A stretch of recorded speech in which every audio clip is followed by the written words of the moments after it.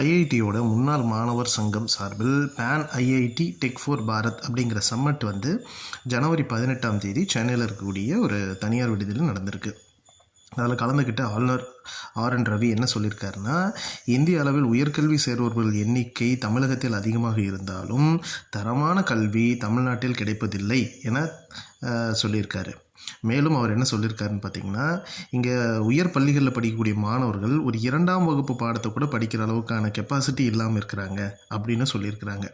அது மட்டும் இல்லாமல் தமிழ்நாட்டில் ஒரு 500க்கும் மேற்பட்ட பொறியியல் கல்லூரிகள் இருந்தாலும் தரமான கல்வி என்பது இல்லாத நிலையே இருக்கிறது. இதன் காரணமாகவே தரமான பொறியாளர்களை உருவாக்க முடியவில்லை அப்படின்னு சொல்லியிருக்காரு. மாநில பல்கலைக்கழகங்கள் தமிழ்நாட்டில் தான் அதிகளவு உள்ளது. ஆனால் இங்கு கல்வியில் தரம் என்பது கேள்விக்குறியாகவே உள்ளது. மாநில பல்கலைக்கழகங்களை முன்னேற்ற வேண்டும். தமிழகத்தின் கல்வி தரமானதாக மாறினால்தான் சிறந்த பொறியாளர்களையும் சிறந்த மாணவர்களையும் உருவாக்க முடியும் அப்படின்னு சொல்லியிருக்காரு. இதை பற்றி உங்களுடைய கருத்து என்ன?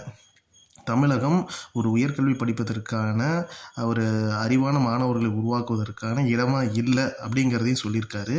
இதில் நிறைய மாற்றங்கள் கொண்டுட்டு வரணும் அப்படின்னு சொல்லியிருக்காரு.